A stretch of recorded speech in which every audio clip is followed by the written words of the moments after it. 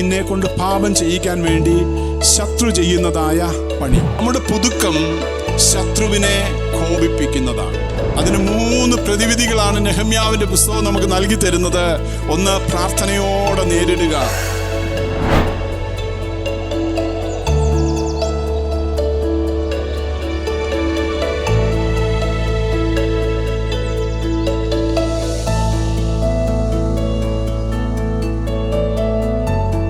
നമ്മുടെ അല്പസമയത്തെ വചനധ്യാനത്തിനായി നെഹമ്യാവിൻ്റെ പുസ്തകം 2-ാം അധ്യായം അതിൻ്റെ 20-ാം വാക്യം നമുക്ക് പ്രാരംഭമായി വായിക്കാം. നെഹമ്യാവിൻ്റെ പുസ്തകം 2-ാം അധ്യായം 20-ാം വാക്യം.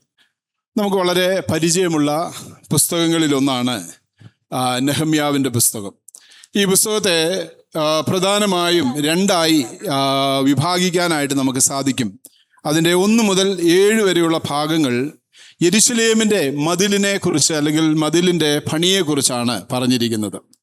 8 മുതൽ 13 വരെയുള്ള വേദഭാഗം അവരുടെ ആത്മീയ പുനഃസ്ഥാപനത്തെക്കുറിച്ചാണ്. ഇസ്രായേൽ ജനതയുടെ ആത്മീയ പുനഃസ്ഥാപനത്തെക്കുറിച്ചാണ് 8 മുതൽ 13 വരെയുള്ള വേദഭാഗം പറഞ്ഞിരിക്കുന്നത് നമുക്ക് കാണാനായിട്ട് കഴിയും. ഇതിൻ്റെ നമ്മൾ വായിക്കുന്നതായ ഭാഗം 2-ാം അധ്യായം 20-ാം വാക്യം. അതിന് ഞാൻ അവരോട്, സ്വർഗത്തിലെ ദൈവം ഞങ്ങൾക്ക് കാര്യം സാധിപ്പിക്കും, ആകയാൽ അവൻ്റെ ദാസന്മാരായ ഞങ്ങൾ എഴുന്നേറ്റ് പണിയും. വളരെ ശക്തമായ ഒരു വേദഭാഗമാണ്. ഇതിൻ്റെ പശ്ചാത്തലം നമുക്കറിയാമല്ലോ. യെരുശലേമിൻ്റെ മതിൽ ഇടിഞ്ഞും അതിൻ്റെ വാതിലുകൾ തീ വെച്ചും ചുട്ടുമിരിക്കുന്നതായ അവസ്ഥ മനസ്സിലാക്കിയതായ നെഹമ്യാവ് ഒരു പ്രവാചകനായിരുന്നു. അതുപോലെ തന്നെ ഇസ്രായേലിൻ്റെ ശക്തനായ ഒരു ലീഡറായിരുന്നു നെഹമ്യാവ് എന്ന് നെഹമ്യാവിനെ പുസ്തകം പഠിക്കുമ്പോൾ നമുക്ക് കാണാനായിട്ട് സാധിക്കും. അർത്ഥസൃഷ്ട മഹാരാജാവിൻ്റെ പാനപാത്രവാഹകൻ എന്നുള്ള നിലയിൽ രാജധാനിയിലൊക്കെ വളരെ സ്ഥാനമുണ്ടായിരുന്നതായ ഒരു വ്യക്തിയാണ് നെഹമ്യാവ്. അർത്ഥസൃഷ്ട മഹാരാജാവ് ആരാണ്? നമുക്ക് എസ്തേറിൻ്റെ പുസ്തകത്തിൽ, ശരിക്കും നെഹമ്യാവിൻ്റെ പുസ്തകമാണ് ചരിത്ര പുസ്തകങ്ങളിലെ ഏറ്റവും അവസാനത്തെ പുസ്തകം. പക്ഷേ ബൈബിളിലെ ക്രമീകരണത്തിൽ നെഹമ്യാവിൻ്റെ പുസ്തകത്തിന് ശേഷമാണ് എസ്തേറിൻ്റെ പുസ്തകം വരുന്നത്. പക്ഷേ അതിൻ്റെ ക്രോണോളജിക്കൽ ഓർഡർ അനുസരിച്ച് നെഹമ്യാവിൻ്റെ പുസ്തകമാണ് എസ്തേറിൻ്റെ പുസ്തകത്തിന് ശേഷം വരേണ്ടത്. എന്നാൽ മറ്റു ചില ക്രമീകരണങ്ങൾ കാരണമാണ് അതിനെ ക്രോഡീകരിച്ചവർ എസ്തേറിന് മുമ്പ് നെഹമ്യാവിനെ ഇട്ടത്. കാരണം എന്തുകൊണ്ടാണ്? നെഹമ്യാവ് ആരാണ്, അല്ലെങ്കിൽ ഈ അർത്ഥസൃഷ്ട മഹാരാജാവ് ആരാണെന്ന് പഠിക്കുമ്പോൾ നമ്മൾ എസ്തേറിൻ്റെ പുസ്തകത്തിൽ കാണുന്നതായ അഹശ്വേരോശ് രാജാവിന് വസ്തി രാജ്ഞിയിലുണ്ടായതായ മകനാണ് ഈ നെഹമ്യാവിൻ്റെ പുസ്തകത്തിൽ പറയുന്നതായ അർത്ഥസൃഷ്ട മഹാരാജാവ് എന്ന് കാണാനായിട്ട് സാധിക്കും. ആ ഹിസ്റ്ററി നമുക്കറിയാമല്ലോ. അഹശ്വേരോശ് രാജാവ് ഒരിക്കൽ വീഞ്ഞൊക്കെ കുടിച്ച് മത്തനായിരിക്കുന്ന സമയത്ത് തൻ്റെ ഭാര്യയുടെ സൗന്ദര്യം എല്ലാവരെയും കാണിക്കാനായിട്ട് ആഗ്രഹിച്ച് വസ്തിക്ക് ആളയച്ച് വസ്തി രാജ്ഞിയോട് തന്നെ മുഖം കാണിക്കാനായിട്ട്, രാജധാനിയിലുള്ളതായ എല്ലാവരെയും മുഖം കാണിക്കാനായിട്ട് രാജാവ് ക്ഷണിച്ചു. എന്നാൽ വസ്തി രാജ്ഞി അതീവ സുന്ദരിയായിരുന്നതോടൊപ്പം തന്നെ വലിയ അഹങ്കാരിയായിരുന്നു. രാജാവിൻ്റെ കൽപ്പനയെ വസ്തി ഗണ്യമാക്കിയില്ല. വസ്തി രാജാവ് വിളിച്ചെടുത്തേക്ക് വന്നില്ല. അത് രാജാവിന് വലിയൊരു പരിഹാസമായി മാറി. അഹശ്വേരോശ് വസ്തി രാജ്ഞിയെ രാജസ്ഥാനത്ത് നിന്ന് മാറ്റി, അല്ലെങ്കിൽ രാജ്ഞി പദവിയിൽ നിന്ന് മാറ്റി അവിടേക്ക് ആരെ കൊണ്ടുവന്നു? എസ്തേറിനെ കൊണ്ടുവന്നത് നമ്മൾ എസ്തേറിൻ്റെ ചരിത്രത്തിൽ പഠിക്കുന്നുണ്ട്. അതുകൊണ്ട് തന്നെ ഇവിടെ പറയുന്നതായ ഈ നെഹമ്യാവിൻ്റെ പുസ്തകത്തിൽ പറയുന്ന അർത്ഥസൃഷ്ട മഹാരാജാവിൻ്റെ വളർത്തമ്മയാണ് എസ്തേർ എന്ന് കാണാനായിട്ട് സാധിക്കും. അതുകൊണ്ടാണ് നെഹമ്യാവിന് ഈ രാജാവിൽ നിന്ന് യഹൂദന്മാരുടെ രക്ഷയ്ക്കും യെരുശലേമിൻ്റെ മതിൽ പണിക്കുമൊക്കെ ഇത്രയും ആനുകൂല്യങ്ങൾ ലഭിച്ചതും തൻ്റെ പാനപാത്രവാഹകനായിരിക്കുന്ന കൊട്ടാരത്തിലെ ജീവനക്കാരനായിരിക്കുന്ന നെഹമ്യാവിനെ ഈ വലിയ പദവി ഏൽപ്പിക്കാനും അതുപോലെ അതിനു വേണ്ടുന്ന എല്ലാ സഹായവും രാജാവ് നൽകാനും ഒക്കെ ഇടയായി തീർന്ന് തീർച്ചയായിട്ടും തൻ്റെ വളർത്തമ്മയായിരിക്കുന്ന എസ്തേറിൻ്റെ ഒരു സ്വാധീനം ചരിത്രത്തിൽ നമുക്ക് കാണാനായിട്ട് സാധിക്കും. കാരണം ഈ പേർഷ്യൻ രാജാവായിരിക്കുന്ന അർത്ഥസൃഷ്ടാവിന് യഹൂദന്മാരോടൊരു വലിയ സ്നേഹമുണ്ടായിരുന്നു. ആ സ്നേഹം വരാനുള്ള കാരണം എന്താണ്? തൻ്റെ വളർത്തമ്മ എസ്തേർ ആയിരുന്നു എന്നുള്ളതാണ്. ഞാൻ അതിൻ്റെ ചരിത്രം പറഞ്ഞു എന്നേ ഉള്ളൂ. അങ്ങനെ രാജാവിൽ നിന്ന് അനുവാദം വാങ്ങി യെരുശലേമിൻ്റെ മതിൽ പണിയുവാനായിട്ട് ആര് വന്നു? നെഹമ്യാവ് വരുന്നത് കാണാനായിട്ട് സാധിക്കും. യെരൂശലേമിൻ്റെ മതിൽ എത്ര ദിവസം എടുത്തു? വെറും 52 ദിവസം കൊണ്ട്, അല്ലെ? 6-ാം അധ്യായത്തിൽ നമ്മൾ വായിക്കുന്നുണ്ട്, വെറും 52 ദിവസം കൊണ്ട് ഇടിഞ്ഞു കിടന്നതായ യെരൂശലേമിൻ്റെ മതിലുകൾ, തീ വെച്ച് വെണ്ണീറായി കിടക്കുന്ന അതിൻ്റെ വാതിലുകൾ, ജനലുകൾ, ആ പട്ടണത്തെ മുഴുവൻ പുനഃസ്ഥാപിക്കാനായിട്ട് നെഹമ്യാവിനും കൂട്ടർക്കും വേണ്ടി വന്നത് വെറും 52 ദിവസമാണ്. അപ്പോൾ ദൈവമക്കൾ ഉത്സാഹിക്കുന്നു എങ്കിൽ, ദൈവമക്കൾ ഉത്സാഹത്തോടെ വേല ചെയ്യുന്നുവെങ്കിൽ ചെറിയ സമയം കൊണ്ട് നമുക്ക് വലിയ കാര്യങ്ങളെ ചെയ്തെടുക്കാനായിട്ട് സാധിക്കുമെന്നുള്ളത് എന്നെയും നിങ്ങളെയും പഠിപ്പിക്കുന്നതായ ഒരു ചരിത്ര പുസ്തകമാണ് നെഹമ്യാവിൻ്റെ പുസ്തകം എന്ന് കാണാനായിട്ട് സാധിക്കും. ദൈവവേലയുടെ ഒരു വലിയ കാഴ്ചപ്പാട്, സഭാ ചരിത്രത്തിൻ്റെ ഒരു വലിയ കാഴ്ചപ്പാട്, എന്നെയും നിങ്ങളെയും ദൈവം ഏൽപ്പിച്ചിരിക്കുന്നതായ ഒരു വലിയ പണിയുടെ, ഒരു വലിയ വേലയുടെ ഒരു വലിയ ദീർഘവീക്ഷണം തന്നെ നെഹമ്യാവിൻ്റെ പുസ്തകത്തിൽ നിന്ന് നമുക്ക് ലഭിക്കുന്നു. ഇവിടെ നമ്മൾ വായിച്ചതായ ഭാഗത്ത് സ്വർഗത്തിലെ ദൈവം ഞങ്ങൾക്ക് കാര്യം സാധിപ്പിക്കും, അല്ലേ? നമ്മളെല്ലാവരും ഒരു ദൈവവേലയുടെ ഭാഗമായി നിൽക്കുന്നവരാണ്. ഇവിടെ പാസ്റ്റർമാർ അല്ലെങ്കിൽ ചില സുവിശേഷകർ മാത്രമല്ല ദൈവവേലയുടെ ഭാഗമായി നിൽക്കുന്നത്. എന്നെയും നിങ്ങളെയും എല്ലാം കർത്താവ് ഒരു വലിയ വേല ഏൽപ്പിച്ചാണ് ദൈവസഭയിൽ നമ്മെ ആക്കിയിരിക്കുന്നത്. അപ്പോൾ കുറഞ്ഞ സമയം കൊണ്ട് ഈ വലിയ വേല ചെയ്യാനായിട്ട് ഇനി അധികം നാളില്ല, അല്ലേ? ഇപ്പോൾ വില്യം പാസ്റ്റർ ഓർപ്പിച്ചു, പലയിടങ്ങളിലും വടക്കേ ഇന്ത്യയിലൊക്കെ വാതിലുകൾ അടഞ്ഞുകൊണ്ടിരിക്കുക. ഛത്തീസ്ഗഡ്, ജാർഖണ്ഡ്, ഉത്തരാഖണ്ഡ്, ഉത്തർപ്രദേശ്, ബീഹാർ, ഒറീസ, ഇവിടെയുള്ള ഗ്രാമങ്ങളിൽ നിന്ന് മിഷണറിമാർ പലരും, പ്രവർത്തകർ പലരും ഗ്രാമങ്ങൾ ഒഴിഞ്ഞുകൊണ്ടിരിക്കുന്നു. ചിലരൊക്കെ ഇനി മിഷൻ ഫീൽഡുകൾ അടച്ചുകൊണ്ടിരിക്കുന്നു. ഇനി അധികം പ്രവർത്തിക്കാനായിട്ട് സാധിക്കാതെ വണ്ണം പ്രതികൂലങ്ങൾ വർദ്ധിച്ചു വരുന്ന ഒരു കാലമാണ്. ഈ കാലത്ത് എനിക്ക് നിങ്ങൾക്കും വലിയ ശുശ്രൂഷയുണ്ട്, അല്ലെങ്കിൽ വലിയ ഉത്തരവാദിത്തമുണ്ട്. അതെങ്ങനെയാണ് ചെയ്യേണ്ടത് എന്നുള്ളതും അത് ചെയ്യുമ്പോൾ വരുന്നതായ പ്രതികൂലങ്ങൾ എന്തെല്ലാം ആകുന്നു എന്നുള്ളതും നമുക്കിന്ന് പകൽക്കാലം അല്പസമയം കൊണ്ട് ധ്യാനിക്കാം. പ്രധാനമായും നമ്മളിവിടെ ധ്യാനിക്കാനായിട്ട് പോകുന്നത്, ദൈവവേലയിൽ ഞാനും നിങ്ങളും ആയിരിക്കുമ്പോൾ, ദൈവിക പ്രവൃത്തിയിൽ നമ്മളായിരിക്കുമ്പോൾ വരുന്നതായ പ്രതികൂലങ്ങളെ ഈ പുസ്തകം എന്നെയും നിങ്ങളെയും പഠിപ്പിക്കുന്നുണ്ട്. അതിൽ 7 പ്രതികൂലങ്ങൾ നമ്മൾ ചിന്തിക്കാനായിട്ട് പോവുക. അതിനു മുമ്പ് ഈ പ്രതികൂലങ്ങളെല്ലാം വരും. പക്ഷേ ഇവിടെ നെഹമ്യാവ് എന്ന് പറയുന്ന ഒരു ലീഡർ, ഒരു നേതാവിന് പറയാനുള്ളത് എന്താണെന്നറിയാമോ? സ്വർഗത്തിലെ ദൈവം ഞങ്ങൾക്ക് കാര്യം സാധിപ്പിക്കും. ഏത് പ്രവൃത്തിയാണെങ്കിലും സ്വർഗത്തിലെ ദൈവം ഞങ്ങളോട് കൂടെയുണ്ട്, ഞങ്ങൾക്ക് കാര്യം സാധിപ്പിക്കും എന്നുള്ള വിശ്വാസത്തോടെ ഞാനും നിങ്ങളും ആയിരിക്കുന്നുവെങ്കിൽ ദൈവം അതിൻ്റെ പുറകിൽ നിന്ന് നമ്മെ സഹായിക്കാനായിട്ടിടയായിത്തീരും. നമ്മുടെ ഉത്തരവാദിത്തം എന്താണ്? ആരാ ചെയ്യുന്നത്? വേല ചെയ്യുന്നത് നമ്മളല്ല. അതിനേക്കാൾ ഉപരി അതിൻ്റെ പൂർത്തീകരണം വരുത്തുന്നത് ഈ പുസ്തകം നമ്മെ പഠിപ്പിക്കുക. 20-ാം വാക്യം, സ്വർഗത്തിലെ ദൈവം ഞങ്ങൾക്ക് കാര്യം സാധിപ്പിക്കും. സ്വർഗത്തിലെ ദൈവമാണ് എല്ലാം ഫിനിഷ് ചെയ്യുന്നത്, എല്ലാം പൂർത്തീകരണത്തിലേക്ക് കൊണ്ടുവരുന്നത് സ്വർഗത്തിലെ ദൈവമാണ്. നമ്മുടെ ഉത്തരവാദിത്തം എന്താണ്? ആകയാൽ അവൻ്റെ ദാസന്മാരായി ഞങ്ങൾ എഴുന്നേറ്റ് പണിയും. നമ്മെ കർത്താവ് ഏൽപ്പിച്ചിരിക്കുന്നത് എഴുന്നേൽക്കുക, പണിയുക എന്നുള്ള വേലയാണ് കർത്താവ് നമ്മളെ ഏൽപ്പിച്ചിരിക്കുന്നത്. കാര്യം സാധ്യമാക്കുന്നത്, ബാക്കി കാര്യങ്ങളെല്ലാം അതിൻ്റെ മുന്നിൽ ക്രമീകരിക്കുന്നത് ദൈവമാണ്, അല്ലേ? അതാ ഇവിടെ കാണുന്നത്. അപ്പോൾ ഇവിടെ പറഞ്ഞിരിക്കുന്നത് എന്താണ്? പണിയും എന്നാ പറഞ്ഞിരിക്കുന്നത്, പണിയുക എന്നുള്ളതാണ്. 4-ാം അധ്യായത്തിൻ്റെ 1-ാം വാക്യം നമ്മളിങ്ങനെയാണ് വായിക്കുന്നത്, ഞങ്ങൾ മതിൽ പണിയുന്നു എന്ന് സൻബല്ലത്ത് കേട്ടപ്പോൾ. അപ്പോൾ മലയാള ബൈബിളിലെല്ലാം പണിയുക, പണി അല്ലെങ്കിൽ പുതുതായി പണിയുന്ന ഒരു കാഴ്ചപ്പാടാണ് മലയാളത്തിൽ നമുക്ക് ലഭിക്കുന്നത്. പക്ഷേ ഇംഗ്ലീഷിൽ നമ്മൾ വായിക്കുമ്പോൾ നമുക്ക് കാണാൻ സാധിക്കുന്നത് വി ആർ റീബിൽഡിങ് എന്നാണ് പറഞ്ഞിരിക്കുന്നത്. ഞങ്ങൾ പുതുക്കി പണിയുകയാണ്, അല്ലേ? പണിയുക എന്ന് പറയുന്നതും പുതുക്കി പണിയുക എന്ന് പറയുന്നതും രണ്ടാണ്. അപ്പോൾ ഇവിടെ ഓൾറെഡി ഒരു മതിലുണ്ട്, യെരൂശലേമിന് മതിലുണ്ട്, എന്നാൽ അത് തകർക്കപ്പെടുവാനായിട്ട് ഇടയായി തീർന്നു. അപ്പം ഞാൻ പറഞ്ഞു വരുന്നത്, ഇവിടെ ഒരു പുതുതായിട്ട് വാനം കീറി മതിൽ കെട്ടുകയല്ല ചെയ്യുന്നത്. പിന്നെന്താണ്? ഓൾറെഡി ഒരു മതിലുണ്ടായിരുന്നു, അതിന് കതകുകൾ ഉണ്ടായിരുന്നു, കോട്ടകൊത്തളങ്ങൾ ഉണ്ടായിരുന്നു, ജനലുകൾ ഉണ്ടായിരുന്നു, ഇതെല്ലാം ഉണ്ടായിരുന്നു. എന്നാൽ ശത്രു അവിടെ കയറി ഈ മതിലിനെ തകർത്തു, അല്ലേ? ശത്രു കയറി മതിലിനെ തകർത്തു. സുവിശേഷങ്ങളിൽ നമുക്ക് ഇങ്ങനെ കാണാനായിട്ട് സാധിക്കും, കർത്താവേ, ഞങ്ങൾ നല്ല വിത്തല്ലോ വിതച്ചത്, വയലിൽ പിന്നെ കള എങ്ങനെ വന്നു? അതിന് കർത്താവ് എന്താ മറുപടി പറഞ്ഞത്? അത് ശത്രു ചെയ്തതാകുന്നു, അല്ലേ? നല്ല വിത്താ വിതച്ചത്, എല്ലാം കണ്ടമൊക്കെ ഒരുക്കി, വയലെല്ലാം ഒരുക്കി നല്ല വിത്താ വിതച്ചത്. പക്ഷേ ആ നല്ല വിത്ത് വിതച്ചെങ്കിലും അതിനിടയിൽ ധാരാളം കളകൾ വന്നു. അപ്പോൾ കർത്താവ് അതിന് ശിഷ്യന്മാരോട് പറയുന്നത്, നിങ്ങൾ നല്ല വിത്താണ് വിതച്ചത് എങ്കിലും ആ ശത്രു അതിനിടയിൽ കള വിതറി. അപ്പോൾ കള വിതറാനായിട്ടിടയായിത്തീരും. ഇപ്പോൾ ഓൾറെഡി യെരുശലേമിന് മതിലുണ്ടായിരുന്നു, അതിന് കോട്ടകൊത്തളങ്ങൾ ഉണ്ടായിരുന്നു, അതിന് വാതിലുകൾ ഉണ്ടായിരുന്നു, ജനലുകൾ ഉണ്ടായിരുന്നു. എന്നാൽ ഒരു കാലത്ത് ശത്രു വന്ന് അതെല്ലാം തകർത്ത് കളയാനായിട്ടിടയായിത്തീർന്നു. ഇപ്പോൾ നെഹമ്യാവിൻ്റെ നേതൃത്വത്തിൽ നടക്കുന്നത് എന്താണ്? അതിൻ്റെ ഒരു റീബിൽഡിംഗ് ആണ്, അല്ലേ? റീബിൽഡിംഗ്.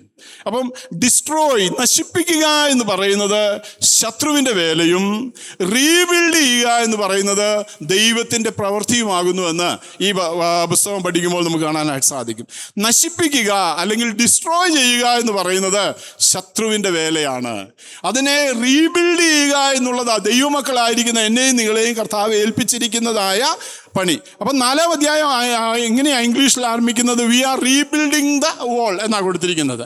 ഞങ്ങൾ യെരുശലേമിൻ്റെ മതിൽ വീണ്ടും പുതുക്കി പണിയുവാനായിട്ട് ഇടയായി തീർന്നു. പ്രിയപ്പെട്ടവരെ, ശത്രു എപ്പോഴാണ് പ്രവർത്തിക്കുക എന്ന് അറിയാമോ? നമ്മളൊരു റീബിൽഡിങ്ങിലായിരിക്കുമ്പോൾ, നമ്മൾ പുതുക്കത്തിലായിരിക്കുമ്പോൾ ശത്രുവിൻ്റെ പ്രവൃത്തി ശക്തമായിട്ട് കടന്നു വരാനായിട്ട് ഇടയായിത്തീരും. കാരണം പുതുക്കം ഒരിക്കലും ശത്രു ആഗ്രഹിക്കുന്നതായ ഒരു കാര്യമല്ല. അതുകൊണ്ടാണ് റോമാലേഖനം 12-ാം അധ്യായത്തിൻ്റെ 1-ാം വാക്യത്തിൽ പൗലോസ് പറഞ്ഞിരിക്കുന്നത്, നിങ്ങൾ ബുദ്ധിയുള്ള ആരാധനയായി നിങ്ങളുടെ ശരീരങ്ങളെ ജീവനും വിശുദ്ധിയും ദൈവത്തിന് പ്രസാദമുള്ള യാഗമായി സമർപ്പിപ്പിൻ, അല്ലെ? സമർപ്പിക്കുക അല്ലെങ്കിൽ റീബിൽഡ് ചെയ്യുക, പുതുക്കി പണിയുക. അത് ശത്രു ഒരിക്കലും ആഗ്രഹിക്കുന്ന ഒരു കാര്യമല്ല. ഈ പുതുക്കിപ്പണി നടക്കുന്നിടത്തെല്ലാം ശത്രുവിൻ്റെ പോരാട്ടങ്ങൾ ധാരാളം കടന്നു വരുവാനായിട്ട് ഇടയായിത്തീരും. ഇന്ന് പകൽക്കാലം ദൈവസഭയിലിരിക്കുന്ന ഞാനും നിങ്ങൾ മനസ്സിലാക്കേണ്ടത്, ശത്രുവിൻ്റെ പോരാട്ടങ്ങളെ നമ്മൾ തിരിച്ചറിയാനായിട്ട് ഇടയായിത്തീരണം. എങ്ങനെയാണ് ഈ പോരാട്ടങ്ങളെ, അല്ലെങ്കിൽ എന്തെല്ലാമാണ് പ്രതികൂലങ്ങൾ അവർക്ക് വന്നത്? 4-ാം അധ്യായത്തിൻ്റെ 1-2 വാക്യങ്ങൾ ആർക്കെങ്കിലും വായിക്കാം. ഏതെല്ലാം നിലയിൽ അവർ പോരാട്ടങ്ങളെ അഭിമുഖീകരിച്ചു, എങ്ങനെയാണ് അവരതിനെ നേരിടാനായിട്ടിടയായിത്തീർന്നത്? നമ്മൾ എന്തിനാണ് ഇത് പഠിക്കുന്നതെന്ന് ചോദിച്ചാൽ, നമ്മൾ ഈ പോരാട്ടങ്ങളെയും അതിൻ്റെ പ്രതിവിധികളെയും പഠിക്കുമ്പോൾ നമുക്ക് എങ്ങനെ അതിനെ അതിജീവിക്കാനായിട്ട് സാധിക്കുമെന്നുള്ള ഒരു പാഠം ഈ ചരിത്ര പുസ്തകം നമുക്ക് നൽകി തരുന്നുണ്ട്. വായിക്കാം. ഞങ്ങൾ മതിൽ പണിയുന്നു എന്ന് സൻബല്ലത്ത് കേട്ടപ്പോൾ അവൻ കോപവും മഹാരോഷവും പൂണ്ട് യഹൂദന്മാരെ നിന്ദിച്ചു. ഈ ദുർബലന്മാരെ യഹൂദന്മാർ എന്ത് ചെയ്യുവാൻ പോകുന്നു? അവരെ സമ്മതിപ്പിക്കുമോ? അവർ യാഗം കഴിക്കുമോ? ഒരു ദിവസം കൊണ്ട് പണി തീർത്ത് കളയുമോ? വെന്തു കിടക്കുന്ന ചട്ടിക്കൂമ്പാരങ്ങളിൽ നിന്ന് അവർ കല്ല് ജീവിക്കുമോ? അവിടെ നമുക്ക് കാണാൻ സാധിക്കുന്നത്, ഒന്നാമത് ഈ മതിൽ റീബിൽഡ് ചെയ്യുന്നു എന്ന് ശത്രു കേട്ട് കഴിഞ്ഞപ്പോൾ എന്ത് ചെയ്തു? അവർക്ക് കോപം വന്നു, അല്ലേ? നമ്മുടെ പുതുക്കം ശത്രുവിനെ കോപിപ്പിക്കുന്നതാണ്. അപ്പം ഇന്ന് പകൽക്കാലം നമ്മൾ തിരിച്ചറിയണം. നമ്മുടെ മാനസാന്തരങ്ങൾ ശത്രുവിനെ കോപിപ്പിക്കുന്നതാണ്. നമ്മുടെ നല്ല തീരുമാനങ്ങൾ, നമ്മളുടെ ഡിസിഷൻസ്, അല്ലേ, നമ്മൾ ദൈവസന്നിധിയിൽ എടുക്കുന്നതായ തീരുമാനങ്ങൾ ശത്രുവിനെ കോപിപ്പിക്കുന്നതാണ്. അവന് കോപവും രോക്ഷവും ഉണ്ടായി എന്നാണ് നമ്മൾ വായിക്കുന്നത്. അപ്പം നമ്മൾ ചിന്തിക്കണം, നമ്മളെല്ലാം ഒരു കാര്യത്തിൽ ഏകാഗ്രതയോടെ തീരുമാനമെടുത്ത് നിൽക്കുമ്പോൾ, ഞാൻ ഉപവസിക്കും, ഞാൻ പ്രാർത്ഥിക്കും, ഞാൻ ദൈവവേലയിൽ പങ്കാളിയാകും, ഞാൻ ദൈവത്തിൻ്റെ വേലയ്ക്കായി നൽകും, ഞാൻ കുറച്ചുകൂടെ സഭയിൽ വളരെ ആക്റ്റീവായിട്ട് പ്രവർത്തിക്കാനായിട്ടിടയായിത്തീരും. ഇതെല്ലാം റീബിൽഡിങ്ങിൻ്റെ ലക്ഷണങ്ങളാണ്. ഇതെല്ലാം പുതുക്കിപ്പണിയലിൻ്റെ ലക്ഷണങ്ങളാണ്. ഞാൻ പിന്മാറും, ഞാൻ ഇനി ആ മീറ്റിങ്ങിന് പോവുകയല്ല, ഞാൻ അവരോട് സഹകരിക്കുകയല്ല, ഞാൻ അവിടെ ഒന്നിലും പങ്കെടുക്കുകയല്ല എന്ന് പറയുന്നത് തകർച്ചയുടെ ലക്ഷണമാണ്, അല്ലേ? റീബിൽഡിങ്ങിൻ്റെ ലക്ഷണം എന്ന് പറയുന്നത്, ഞാൻ അതിൽ ആക്റ്റീവായിട്ട് നിൽക്കും, ഞങ്ങൾ മതിൽ പണിയും, അല്ലേ? ഞങ്ങൾക്ക് ദൈവം കാര്യം സാധിപ്പിക്കും. ഇത് എന്തിൻ്റെയാണ്? ഇത് റീബിൽഡിങ്ങിൻ്റെ ലക്ഷണമാണ്. അത് ശത്രുവിനെ കോപിപ്പിക്കുന്നതാണ്. അപ്പം നമ്മുടെ നല്ല തീരുമാനങ്ങളും നമ്മളെടുക്കുന്ന നല്ല കാര്യങ്ങളെല്ലാം എന്താണ്? ശത്രുവിന് കോപമുണ്ടാക്കുന്നതാണ് എന്ന് നമ്മൾ തിരിച്ചറിയണം. ഇവിടെ ഞങ്ങൾ മതിൽ പണിയുന്നു എന്ന് സൻബല്ലത്ത് കേട്ടപ്പോൾ അവന് കോപവും മഹാരോക്ഷവും പൂണ്ട് യഹൂദന്മാരെ നിന്ദിച്ചു. അവന് കോപമുണ്ടായി, അല്ലേ?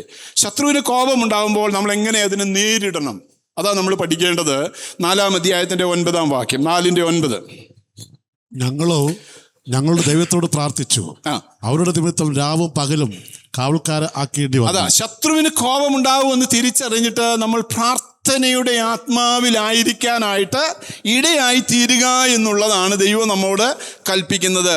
ഞങ്ങളോ ഞങ്ങളുടെ ദൈവത്തോട് പ്രാർത്ഥിച്ചു, അല്ലേ? കർത്താവേ, ഞങ്ങൾ റീബിൽഡിങ്ങിലാണ്. കർത്താവേ, ഞങ്ങളൊരു പുതുക്കത്തിൻ്റെ അനുഭവത്തിലാണ്. തകർന്നു കിടക്കുന്നതായ മതിലുകളെ, ആ തീ വെച്ചിരിക്കുന്നതായ ചുട്ടുകളഞ്ഞിരിക്കുന്നതായ വാതിലുകളെ പുതുക്കി പണിയുക എന്നുള്ളത് കർത്താവ് ഞങ്ങളെ ഏൽപ്പിച്ചിരിക്കുന്നതായ ഉത്തരവാദിത്തമാണ്. ഞങ്ങൾ ആ ഒരു റീബിൽഡിംഗ് മിനിസ്ട്രിയിലായിരിക്കുമ്പോൾ ശത്രുവിന് കോപമുണ്ടാകും, അവൻ്റെ പ്രവർത്തനങ്ങൾ ഉണ്ടാകും, പ്രതിപ്രവർത്തനങ്ങൾ ഉണ്ടാകും. അതുകൊണ്ട് കർത്താവേ, നീ ഞങ്ങളുടെ കൂടെ ഇരിക്കണമേ എന്ന് പറഞ്ഞ് അവർ പ്രാർത്ഥിക്കാനായിട്ടിടയായിത്തീരും. അപ്പോൾ ശത്രുവിൻ്റെ കോപത്തെയും പ്രവർത്തനങ്ങളെയും എങ്ങനെ നേരിടണമെന്ന് ദൈവത്തിൻ്റെ വചനം നമ്മെ പഠിപ്പിക്കുന്നത് അത് പ്രാർത്ഥനാപൂർവം നേരിടാനായിട്ട് ഇടയായിത്തീരുക. 4:13 അതെങ്ങനെയാണ്? വളരെ വിജിലൻ്റ് ആയിരിക്കണം അല്ലേ? വെറുതെ വന്നൊരു കാഷ്വൽ പ്രാർത്ഥന കൊണ്ടൊന്നും ശത്രു ഒതുങ്ങുകയില്ല അല്ലേ? വെറുതെ വന്ന പൊത്തുവരുത്തത്തിൻ്റെ ഒരു പ്രാർത്ഥനയിൽ ശത്രു മാറിപ്പോകാനായിട്ടിടയായിത്തീരുകയില്ല. ശത്രു വളരെ ക്ലവറാണ്. നമ്മളെക്കാളും ബുദ്ധിയോടുകൂടെ എങ്ങനെ തകർക്കണം, എവിടെ പഴുത് ലഭിക്കുമെന്ന് നോക്കി നടക്കുന്നവനാണ്. അതുകൊണ്ട് അതിനെ എങ്ങനെയാണ് നെഹമ്യാവ് നേരിടാനായിട്ടിടയായി തീർന്നത്? 13-ാം വാക്യം. അതുകൊണ്ട് ഞാൻ മതിലിന്റെ പിന്നാമ്പുറത്ത് പൊക്കം കുറഞ്ഞ സ്ഥലങ്ങളിലും അതുകൊണ്ട് ഞാൻ മതിലിന്റെ പിൻപുറവും പൊക്കം കുറഞ്ഞ സ്ഥലങ്ങളിലും തുറന്നു കിടക്കുന്ന സ്ഥലങ്ങളിലും ആളുകളെ ആക്കി. അതാ ലീഡർഷിപ്പ് അല്ലേ? അതാ ലീഡർഷിപ്പ് എന്ന് പറയുന്നത്. എന്നെ കേൾക്കുന്ന പ്രിയപ്പെട്ടവരെ, ഇവിടെ ധാരാളം ലീഡേഴ്സ് ഇരിപ്പുണ്ട്. ലീഡർഷിപ്പ് എന്ന് പറയുന്നത് ദൈവത്തിൻ്റെ വചനം എന്നെയും നിങ്ങളെയും പഠിപ്പിച്ചു തരുന്നത് എന്താണെന്നറിയാമോ? ശത്രു കയറാൻ സാധ്യതയുള്ള മേഖലകളെ മുൻകൂട്ടി കണ്ടെത്താനായിട്ട് ഇടയായിത്തീരണം. ഈ പുസ്തകം ഞാൻ കഴിഞ്ഞ ദിവസം ഈ 13 അധ്യായം ഒറ്റ ഇരിപ്പിനെന്ന് വായിച്ചു നോക്കി. ആ ചരിത്രം അതിൻ്റെ ആ ക്രമീകരണത്തിൽ പല പ്രാവശ്യം വായിച്ചിട്ടുള്ളതാണെങ്കിൽ ഇന്ന് പ്രസംഗിക്കാൻ വേണ്ടി ആ 13 അധ്യായം വായിച്ചു. അതിനിടയ്ക്ക് എനിക്ക് കാണാൻ സാധിച്ചത് നെഹമ്യാവ് ഒരു ദിവസം രാത്രിയിൽ ആരോടും പറയാതെ വാഹനമെടുത്ത്, അന്നത്തെ കുതിരയോ കഴുതിയൊക്കെ ആയിരിക്കും, താൻ എന്ത് ചെയ്തു? ആരോടും പറയാതെ ആ മതിലിന് ചുറ്റും താൻ ഒറ്റയ്ക്ക് ഒരു ദിവസം രാത്രിയിൽ സന്ദർശിച്ചു. എന്തിനാണെന്നറിയാമോ? എവിടെയെല്ലാമാണ് പണി ആവശ്യമുള്ളത് എന്ന് കണ്ടെത്താനായിട്ട്. ഇവിടെ നോക്കിയേ, ഇവിടെ ഞാൻ മതിലിൻ്റെ പിമ്പുറവും പൊക്കം കുറഞ്ഞ സ്ഥലങ്ങളിലും തുറന്നു കിടക്കുന്ന സ്ഥലങ്ങളിലും ആളുകളെയാക്കി ജനങ്ങളെ കുടുംബമായി വാളുകളോടും കുന്തങ്ങളോടും വില്ലുകളോടും കൂടെ നിർത്തി അല്ലേ? ഞാൻ നോക്കി എഴുന്നേറ്റ് നിന്നു. ഞാൻ നോക്കി. അപ്പം എന്നെയും നിങ്ങളെയും കർത്താവ് ഏൽപ്പിച്ചിരിക്കുന്നത് എവിടെയാണ് ഇടിവ് സംഭവിക്കുന്നത് എന്നുള്ളത് നമുക്ക് മുൻകൂട്ടി കണ്ടെത്താനായിട്ട്, കാണാനായിട്ട് നമുക്ക് കഴിയണം അല്ലേ? എവിടെയാ ശത്രു കയറാൻ സാധ്യതയുള്ളത്? എവിടെയെല്ലാമാണ് അറ്റാക്ക് വരാനായിട്ടിടയായിത്തീരുന്നത്? എങ്ങനെയാണ് തകർച്ച സംഭവിക്കാനായിട്ടിടയായിത്തീരുന്നത്?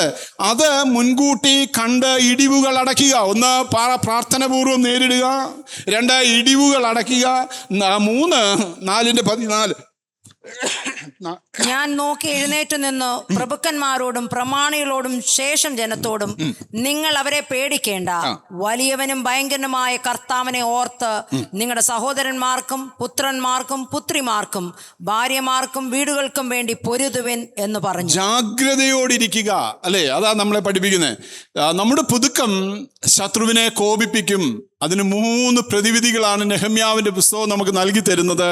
1 പ്രാർത്ഥനയോടെ നേരിടുക, 2 ഇടിവുകൾ മുൻകൂട്ടി കണ്ടെത്തി അത് അടയ്ക്കാനായിട്ടിടയായിത്തീരുക, 3 ജാഗ്രതയോടെ ഇരിക്കാനായിട്ട് ഇടയായിത്തീരുക.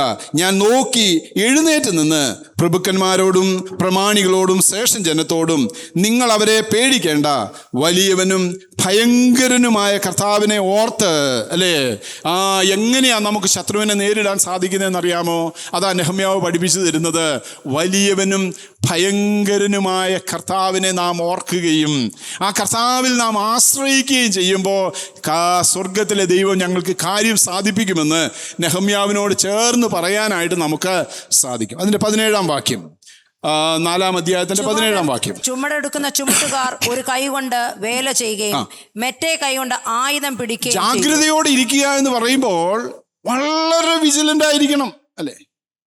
ഒരു ഒത്തുവരുത്തത്തിൻ്റെ പ്രാർത്ഥന കൊണ്ടോ അല്ലെങ്കിൽ സാധാരണ ഒരു പ്രാർത്ഥന കൊണ്ടോ ശത്രുവിനെ അതിജീവിക്കാനായിട്ട് സാധിക്കുകയില്ല എന്നുള്ളത് നെഹമ്യാവിനറിയാം.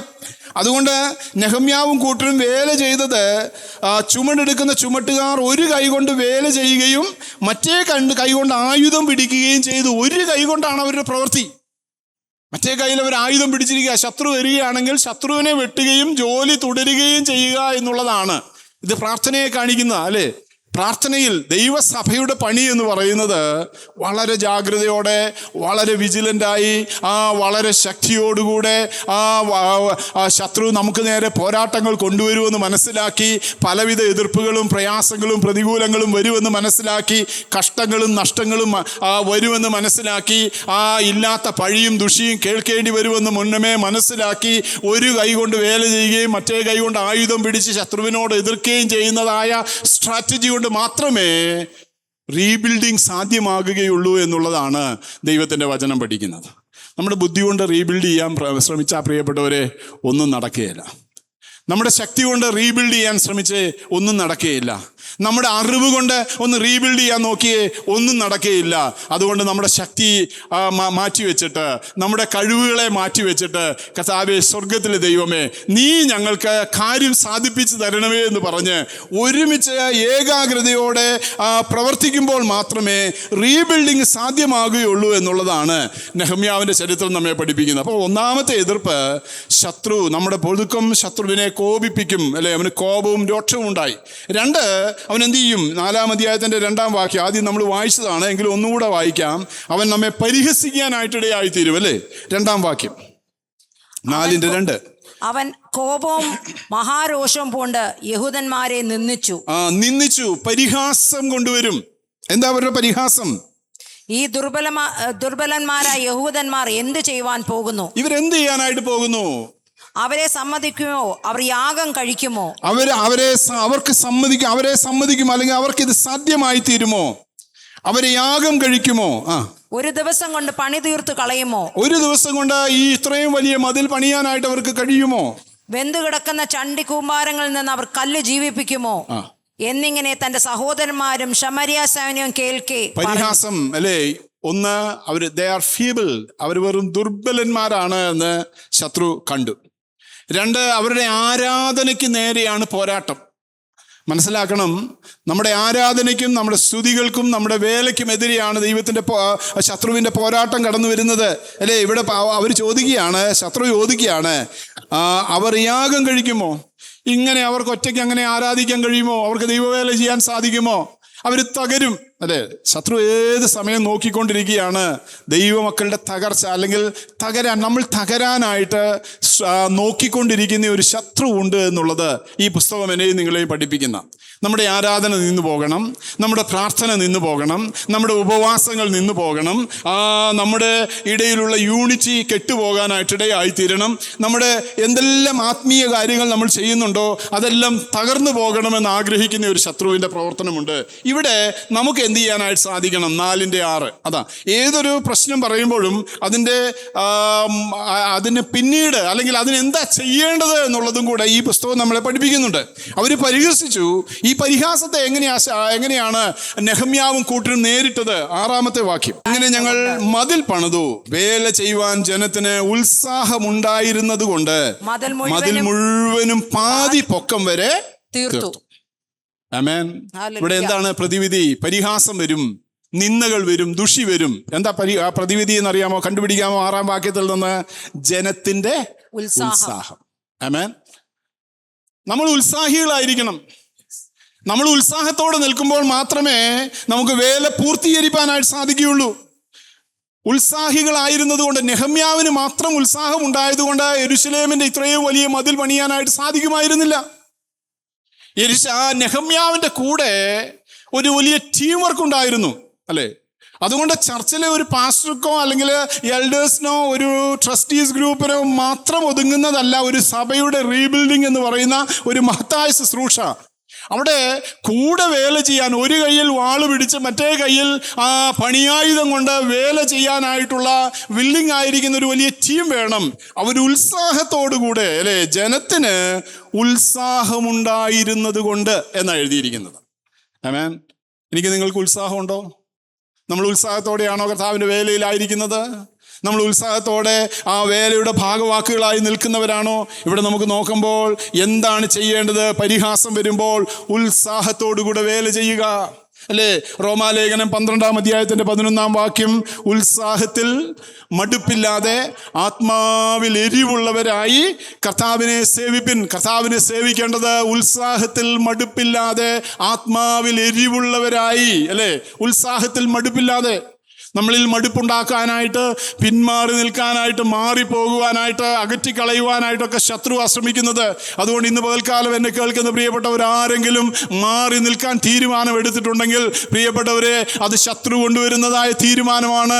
ദൈവവേലയിൽ പങ്കാളിയായിരിക്കുമ്പോൾ തന്നെ മാറി നിൽക്കാമെന്ന് ചിന്തിക്കുന്നുവെങ്കിൽ അത് ദൈവിക ആലോചനയല്ല, അത് ശത്രുവിൻ്റെ ആലോചനയാണ്. ദൈവിക ആലോചന എന്ന് പറയുന്നത് ഉത്സാഹത്തിൽ മടുപ്പില്ലാതെ ആത്മാവിൽ എരിവുള്ളവരായി പിന്നെയും പിന്നെയും വേല ചെയ്യുക എന്നുള്ളതാണ് കർത്താവ് എന്നെയും നിങ്ങളെയും ഏൽപ്പിച്ചിരിക്കുന്നത്. 2 പത്രോസ് 1-ാം അധ്യായത്തിന്റെ 5-ാം വാക്യം വായിക്കുമ്പോൾ ക്രിസ്തീയ വേല എങ്ങനെയാണ്? 2 പത്രോസ് 1:5. നിമിത്തം തന്നെ നിങ്ങൾ സകല ഉത്സാഹവും കഴിച്ചു. അത് നിമിത്തം തന്നെ നിങ്ങൾ സകല ഉത്സാഹവും കഴിച്ച്. നിങ്ങളുടെ വിശ്വാസത്തോട് വീര്യവും, നിങ്ങളുടെ വിശ്വാസത്തോട് വീര്യവും, വീര്യത്തോട് പരിജ്ഞാനവും, പരിജ്ഞാനത്തോട് പരിജ്ഞാനത്തോട് ഇന്ദ്രിയജയവും, ഇന്ദ്രിയജയത്തോട് സ്ഥിരതയും, സ്ഥിരതയോട് ഭക്തിയും, ഭക്തിയോട് സഹോദര പ്രീതിയും, സഹോദര പ്രീതിയോട് സ്നേഹവും കൂട്ടിക്കൊള്ളുവിൻ. അല്ലെ? കൂട്ടിക്കൊള്ളണം, പിന്നെയും പിന്നെയും കൂട്ടണം. 2025 11-ാം മാസത്തിന്റെ 2-ാമത്തെ ദിവസമായി ഈ വർഷം നമ്മൾ വിട്ടു കടന്നു പോവുകയാണ്. 2024-നേക്കാളും സ്നേഹം കൂടണം, സഹോദര പ്രീതി കൂടണം, അല്ലേ? ആ ഉത്സാഹം കൂടണം. ഉത്സാഹത്തിൽ മടുപ്പില്ലാതെ ആത്മാവിൽ എരിവുള്ളവരായി തീരണം. ഇവിടെ എഴുതിയിരിക്കുക, അത് നിമിത്തം തന്നെ. ഏത് നിമിത്തമാ? കർത്താവിൻ്റെ രാജ്യം. അതാ പത്രോസിന്റെ ലേഖനത്തിൽ എഴുതിയിരിക്കുന്നത് കർത്താവിൻ്റെ രാജ്യത്തെക്കുറിച്ചാണ്. അതിൻ്റെ 10-11 വാക്യത്തിൽ നിങ്ങളുടെ വിളിയും തിരഞ്ഞെടുപ്പും ഉറപ്പാക്കുവാനായിട്ട് പറയുന്നുണ്ട്, അല്ലേ? അതുകൊണ്ട് അത് നിമിത്തം നിങ്ങളുടെ വിശ്വാസത്തോട് വീര്യത്തോട് പരിജ്ഞാനത്തോട് ഇന്ദ്രിയം, ഉത്സാഹത്തിൽ മടുപ്പില്ലാതെ, ഉത്സാഹത്തോടുകൂടെ. അപ്പോൾ ഇവിടെ 2 കാര്യങ്ങൾ നമ്മൾ കണ്ടു. അവരുടെ റീബിൽഡിങ്ങിൽ ശത്രുവിന് കോപം വന്നു. ആ കോപത്തെ അവർ പ്രാർത്ഥനാപൂർവം നേരിട്ടു. അവർ ഇടിവുകൾ അടച്ചു, ജാഗ്രതയോടെ ഇരുന്നു. 2, അവർ പരിഹസിക്കാനായിട്ട് ആരംഭിച്ചു. ആ പരിഹാസത്തെ തിരിച്ച് പരിഹസിച്ചുകൊണ്ടല്ല നേരിട്ടത്. അവരെന്ത് ചെയ്തു? അവർ ഉത്സാഹത്തോടെ, ജനത്തിന് ഉത്സാഹമുണ്ടായിരുന്നത് കൊണ്ട് മതിൽ മുഴുവനും പാതി പൊക്കം വരെ തീർന്നു. നെഹമ്യാവിന് ഉത്സാഹം ഉണ്ടായതുകൊണ്ട് മതിൽ പണി നടന്നു എന്നല്ല എഴുതിയിരിക്കുന്നത്, അല്ലേ? ജനത്തിന്, ആമേൻ, നമുക്ക് ആർക്കും ഉത്സാഹം ഇല്ലയോ? ജനത്തിന് ഉത്സാഹം ഉണ്ടായിരുന്നത് കൊണ്ട്, ആമേൻ. പണി നടക്കാതെ വരുമ്പം മാറി എന്ന് കുറ്റം പറയാൻ ഉത്സാഹം പോരാ, നമ്മൾ അതിനകത്തങ്ങ് പാർട്ടിസിപ്പേറ്റ് ചെയ്യണം, അല്ലേ? അതിനകത്തങ്ങ് ഇൻവോൾവ് ചെയ്യണം. ഓരോരുത്തരും മുന്നോട്ട് കടന്നു വരണം. ദൈവസഭയിലെ ഓരോ ആക്ടിവിറ്റിയിലും നമുക്ക് മാക്സിമം പങ്കാളിയാകാനായിട്ട് ഇടയായിത്തീരണം. ഒരുമിച്ച് കൈകോർത്ത് പണിയാനായിട്ടിടയായിത്തീരണം. അവിടെ ശത്രു ഓടിപ്പോകാനായിട്ടിടയായിത്തീരുന്നു. 3-ാമത്തേത് 6-ാം അധ്യായത്തിന്റെ 1-ാം വാക്യം. അവരെന്ത് ചെയ്തു? അവർക്ക് കോപം വന്നു. 2, അവർ പരിഹസിക്കാനായിട്ടിടയായിത്തീർന്നു. 3-ാമത്തേത് 6-ാം അധ്യായത്തിന്റെ 1-ാം വാക്യം. എന്നാൽ ഞാൻ മതിൽ പണിതു, ആ കാലത്ത് പടിവാതികൾക്കും കഥകൾക്കും വെച്ചിരുന്നില്ലെങ്കിലും അറ്റകുറ്റം ഒന്നും ശേഷിപ്പില്ലെന്ന് സൻബല്ലത്തും തോബിയാവും അരാബിയ ഗോമേശും. 4-ാം അധ്യായം വായിച്ചപ്പോൾ അവിടെ നമ്മൾ കണ്ടു, മതിൽ പാതി പൊക്കം വരെ പണിതിരുന്നുള്ളൂ. ഉത്സാഹത്തോടെ പണിതപ്പോൾ പാതി പൊക്കം വരെ യാതൊരു കുഴപ്പമില്ലാതെ നടന്നു. 6-ാം അധ്യായത്തിന്റെ 1-ാം വാക്യം വായിക്കുമ്പോൾ, എന്നാൽ ഞങ്ങൾ മതിൽ പണിതു, അല്ലേ? മതിൽ പൂർത്തീകരിച്ചു. ഇനി കുറച്ച് അറ്റകുറ്റം കൂടെ തീർക്കാനുണ്ട്. പ്ലംബിങ്ങും വയറിങ്ങും അതുപോലെയുള്ള പെയിന്റിങ്ങും അതുപോലുള്ള കുറച്ച് പണിയും കൂടെ ഇനി ബാക്കിയുള്ളൂ. ബാക്കി, അല്ലേ? സ്ട്രക്ചർ മുഴുവൻ തീർന്നു കഴിഞ്ഞപ്പോൾ ശത്രുവിന് മനസ്സിലായി, ഇവരിത് പൂർത്തീകരിക്കും, വേല നടക്കും, അവിടെ ആരാധന ഉണ്ടാകും, അവിടെ ദൈവജനം കടന്നു വരും, അവിടെ ശക്തിയോടെ ആരാധിക്കുന്ന ഒരു ഗ്രൂപ്പ് ഉണ്ടാകും, അല്ലേ?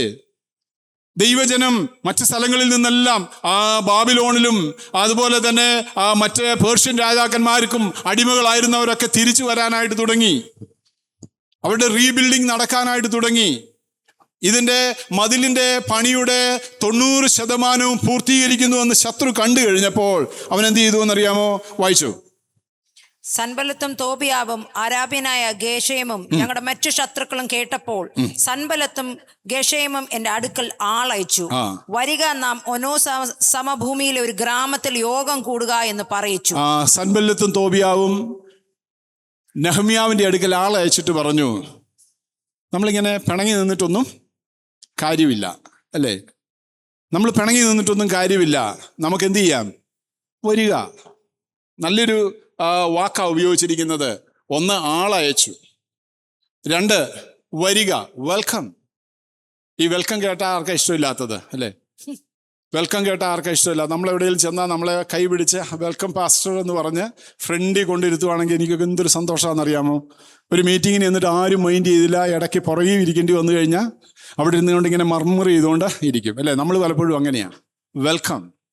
അവിടെ നമ്മൾ വരിക, നാം ഒനോ സമഭൂമിയിൽ ഒരു ഗ്രാമത്തിൽ യോഗം കൂടുക. നമുക്ക് ഒന്നിച്ചിരിക്കാം, അല്ലേ?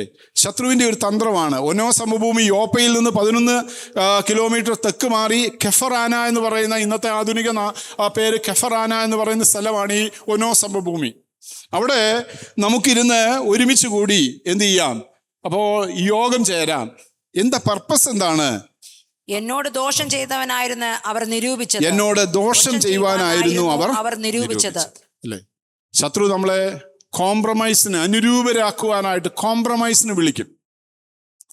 കോംപ്രമൈസിന് വിളിക്കുമ്പോഴും ശത്രുവിൻ്റെ താല്പര്യം എന്ന് പറയുന്നത് നമ്മുടെ റീബിൽഡിങ് തടയുക എന്നുള്ളത് തന്നെയാണ്. 90% പൂർത്തിയായി, ഇനിയും വിട്ടാൽ അത് ശരിയാകയില്ല.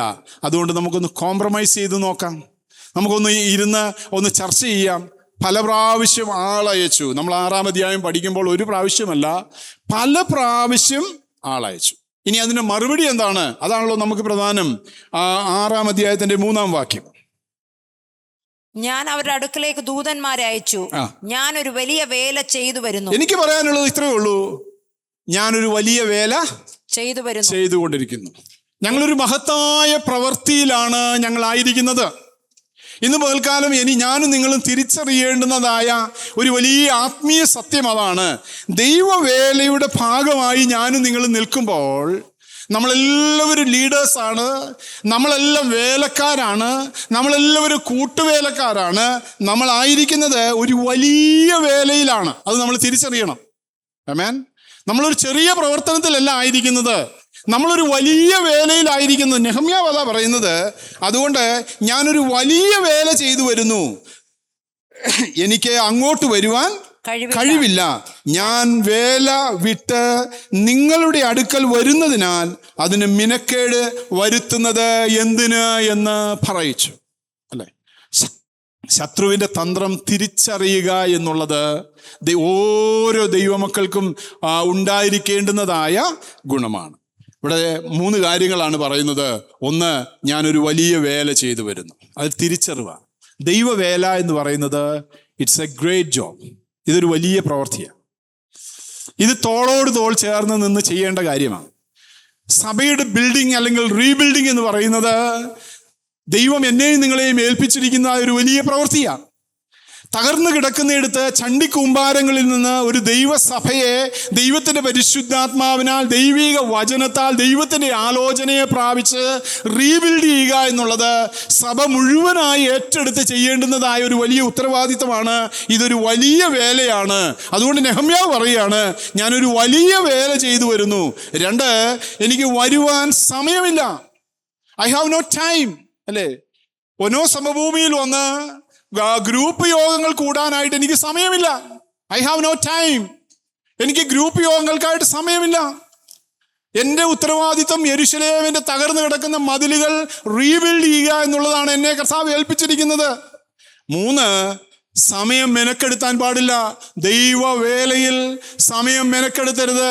ലഭിക്കുന്നതായി 24 മണിക്കൂറും 365 ദിവസവും എന്നെയും നിങ്ങളെയും കർത്താവ് ഏൽപ്പിച്ചിരിക്കുന്നത് മെനക്കേട് കൂടാതെ കർത്താവിൻ്റെ വേലയിൽ ഭാഗവാക്കുകളാകുന്ന എന്നുള്ള ശുശ്രൂഷയാണ് കർത്താവ് നമ്മളെ ഏൽപ്പിച്ചിരിക്കുന്നത്.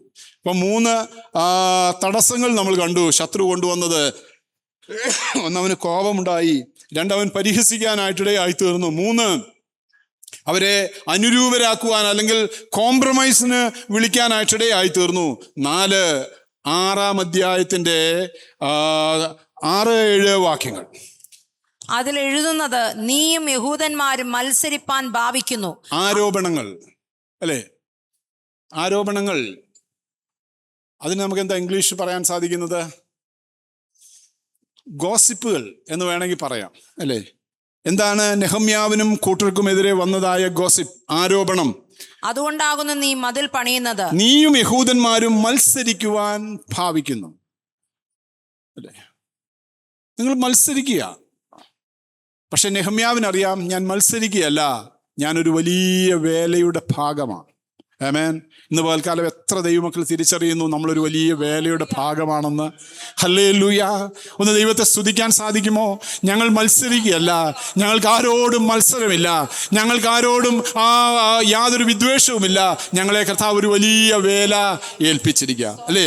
നെഹമ്യാവിനും കൂട്ടർക്കുമെതിരെ ഒരു ആരോപണം വന്നു, നീയും യഹൂദന്മാരും മത്സരിപ്പാൻ ഭാവിക്കുന്നു, അതുകൊണ്ട് നീ മതിൽ പണി അതുകൊണ്ടാണ് നീ മതിൽ പണിയുന്നത്. അടുത്ത ആരോപണം എന്താണ്? നീ അവർക്ക് രാജാവാകുവാൻ വിചാരിക്കുന്നു. നീ അവർക്ക് രാജാവാകുവാൻ വിചാരിക്കുന്നു അല്ലേ? നീ അവർക്ക് രാജാവാകുവാൻ വിചാരിക്കുന്നു. 2 ആരോപണം കൊണ്ടുവന്നു. പ്രിയപ്പെട്ടവരെ, ദൈവമക്കൾക്ക് നേരെ ശത്രു ഏഷണി പറയുകയും ആരോപണം ഉന്നയിക്കുകയും അവരെ തകർത്ത് കളയാൻ ശ്രമിക്കുകയും ചെയ്യുന്നത് ദൈവത്തിൻ്റെ വചനത്തിൽ അങ്ങോളം ഇങ്ങോളം നമുക്ക് കാണാനായിട്ട് സാധിക്കും. ആമോസിൻ്റെ പുസ്തകം 7-ാം അധ്യായം 10-11 വാക്യം വായിച്ച് 10-11 വാക്യം. അവിടെ ആമോസ് പ്രവാചകന് നേരെ അമസ്യാവ് എന്ന് പറയുന്ന ഒരു മനുഷ്യൻ ആരോപണം പറയുന്നത് കാണാനായിട്ട് സാധിക്കും. ഈ സെയിം ആരോപണമാണ് ആമോസിനെതിരെ അമസ്യാവ് പറയുന്നത്. ആമോസിൻ്റെ പുസ്തകം എന്നാൽ 7-ാം അധ്യായം 10-ാം വാക്യം. എന്നാൽ ബഥേലിലെ പുരോഹിതനായിരിക്കും അമസ്യാവ് ഇസ്രായേൽ രാജാവായ യൊരോബാമിന്റെ അടുക്കൽ ആളയച്ചു. ആമോസ് ഇസ്രായേൽ ഗൃഹത്തിന്റെ മധ്യ നിനക്ക് വിരോധമായി. യൊരോബെയാമാണെന്ന് ഇസ്രായേലിന്റെ രാജാവ്.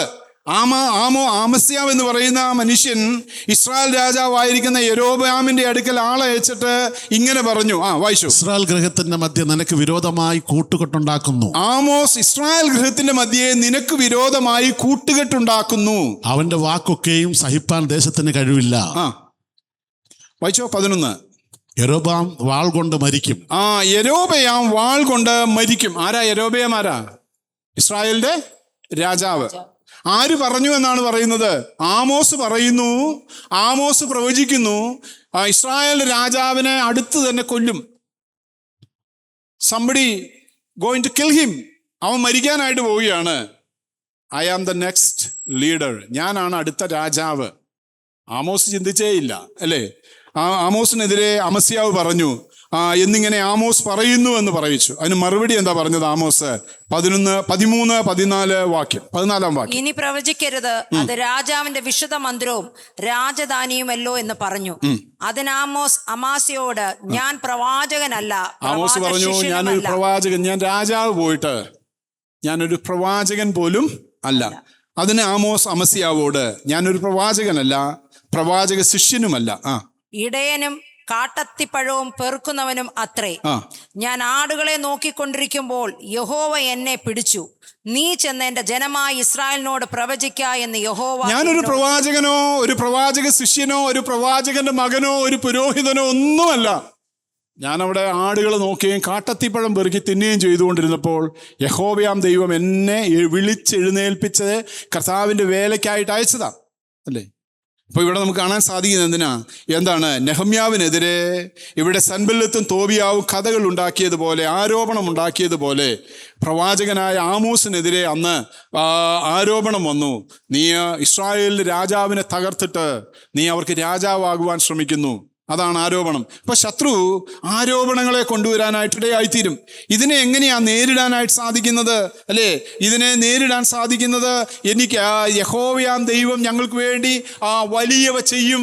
അവൻ അത്ഭുതങ്ങളെ ചെയ്യുന്നവനാണ്, അവൻ അതിശയങ്ങളെ ചെയ്യുന്നവനാണ്, അവന് കഴിയാത്ത ഒരു കാര്യമില്ല, അവൻ്റെ കൈ അത്ഭുതങ്ങളെ ചെയ്യുന്ന കരമാകുന്നു എന്ന് വിശ്വസിച്ച് അവനിൽ ആശ്രയിക്കുന്നതിലൂടെയാണ് അതിനെ അതിജീവിക്കാനായിട്ട് സാധിക്കുന്നത്. പ്രിയപ്പെട്ടവരെ, നമ്മൾ ദൈവവേലയുടെ ഭാഗമാകുമ്പോൾ പലവിധ ശത്രുവിൻ്റെ പോരാട്ടങ്ങളും അതിക്രമങ്ങളും പ്രതിസന്ധികളും പ്രയാസങ്ങളും ഒക്കെ വരും. അതിനെ തിരിച്ചറിയുക, അതിനെ നേരിടാനായിട്ടിടയായി തീരുക. ശത്രു വളരെ ക്ലവറാണ്. അവൻ എവിടെയാണ് ആ ആരോപണം അയച്ച് അല്ലെങ്കിൽ ആ കുറ്റങ്ങൾ നിരൂപിച്ച് ഇല്ലാത്ത കാര്യങ്ങൾ പറഞ്ഞ് തകർത്ത് കളയാനായിട്ട് ശ്രമിക്കാൻ കഴിയുന്നത്, അല്ലെങ്കിൽ എവിടെയാണ് വിജയിക്കാൻ കഴിയുന്നതെന്ന് നോക്കിക്കൊണ്ടിരിക്കുന്നതായ ഒരു ശത്രുവിൻ്റെ പോരാട്ടമുണ്ട്. സമയ ചുരുക്കം കൊണ്ട് മുന്നോട്ട് പോകട്ടെ. 5-ാമത്തേത് 6-ാം അധ്യായത്തിൻ്റെ 9-ാം വാക്യം. 6-ാം അധ്യായത്തിന്റെ 9-ാം വാക്യം. നടക്കാതെ വണ്ണം അവരുടെ ധൈര്യം ക്ഷയിച്ചു പോകണമെന്ന് പറഞ്ഞ് അവരൊക്കെ ഞങ്ങളെ ശത്രു എപ്പോഴും ശ്രമിക്കുന്ന കാര്യം എന്താണെന്നറിയാമോ? വേല നടക്കരുത്, അല്ലേ? എന്തിനാ ഈ ഭാഗം ഞാൻ പറയുന്നത്?